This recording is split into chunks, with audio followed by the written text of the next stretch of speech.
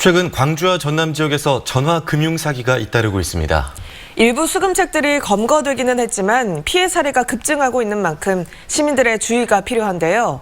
전화 금융 사기 담당자인 광주지방경찰청 수사 2개 박웅 계장과 자세한 이야기 나눠보겠습니다. 네, 안녕하십니까? 네, 안녕하세요. 안녕하십니까. 전화 금융 사기 유형도 시기에 따라서 교묘하게 달라지는 것 같더라고요. 네. 최근에 가장 극성을 부리는 유형이 어떤 건가요? 네, 최근에 자주 발생하는 유형은 저금리 대환 대출형입니다. 범죄 저직원들은 은행을 사칭해서 저금리로 대출을 해주겠다는 문자를 무차별 살포합니다. 이게 피해자 물색행위죠. 서민들이 그걸 보고 전화를 해서 관심을 보이면 그때 본격적인 작업이 들어갑니다. 첫 번째 전화 목소리로 범인들은 앱 주소를 보내줄 테니 대출 신청서를 작성하라고 합니다. 서민이니까 네. 기존 대출이 있을 건데요. 기존 대출 정보까지도 다 기재하게 하는 겁니다. 그런데 여기에 함정이 있습니다. 이제 두 번째 목소리가 등장하는데 기존 대출을 받은 은행이라고 거짓말을 합니다. 그러면서 기존 대출을 갚지 않고 새롭게 대출을 한 거는 금융법 위반이다. 고발하겠다. 이렇게 겁박하는 겁니다. 그것이 들통나지 않고 저금리 대출을 받으려면 기존 대출금을 현금으로 갚으라 이렇게 속여서 길거리나 이런 데서 현금을 건네는 그런 수법들이 발생하고 있습니다. 네. 말씀을 들으니까 굉장히 교묘하다는 생각이 드는데요. 네. 얼마나 발생을 하는지도 궁금합니다. 올해 1월부터 지금까지 우리 지역 피해 규모 얼마나 될까요? 예, 올해 10월까지 총 533건 106억 원의 피해가 발생했습니다. 하루 평균 약 1.7건 3,500만 원 정도 되고요. 작년 같은 기간과 비교하면 건수는 78%, 피해 금액은 29% 정도 증가한 겁니다. 다만 전국적으로 비교하면 약 2.1% 정도 광주 지역이 차지하겠습니다. 네. 전화 금융 사기 담당으로 지금 현직에 계시면서 네. 여러 피해 사례들을 보실 것 같아요. 주요 사기 유형을 좀 더 짚어주시죠. 네, 알겠습니다.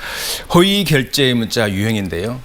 피해자가 물건을 신용카드로 구매하지도 않았는데 구매했다며 결제 안내 문자를 발송합니다.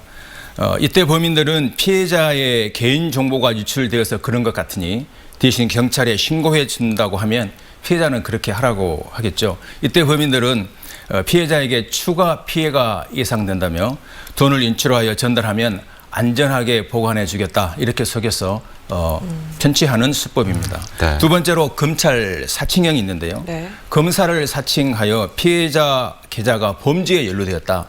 범죄에 연루됐다 하면은 그 서민은 불안해할 겁니다.